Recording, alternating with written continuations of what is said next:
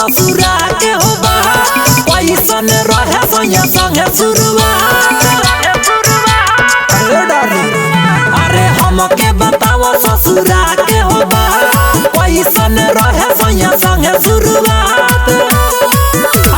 खेला से जिया पर खेलेला जीत सुता के दिया बुता के दर्द बरी देला। सैया पलंग पर सुता के रोटी ढोली बबेलेला। सैया पलंग पर सुता के रोटी ढोली बबेलेला। ढोली बबेलेला ढोली बबेलेला। डीजे विकास सुन रही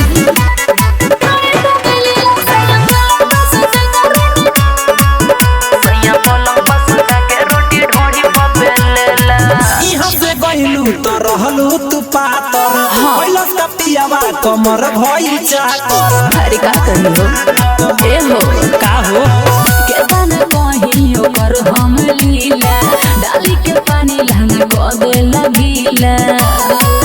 पैसे तोहरा के पियावा झेलेला जीत सुता के दिया बुता के दर्द बरी देला। सैया पलंग पर सुता के रोटी ढोली बबेलेला। सैया पलंग पर सुता के रोटी ढोली बबेलेला। ढोली बबेलेला ढोली बबेलेला।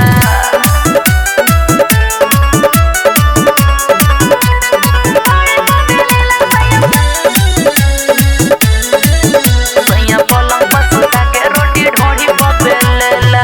और का करेला खुल के बताव पति प्रेमी से नहीं छुपाव।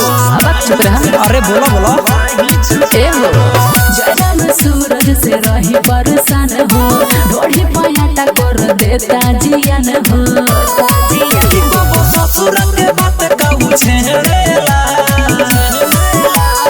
जीत सुता के दिया बुता के दर्द बरी देला। सैया पलंग पर सुता के रोटी ढोली बबेलेला। सैया पलंग पर सुता के रोटी ढोली बबेलेला। सैया पलंग पर सुता के रोटी ढोली बबेलेला। अच्छा तो ये बात बा।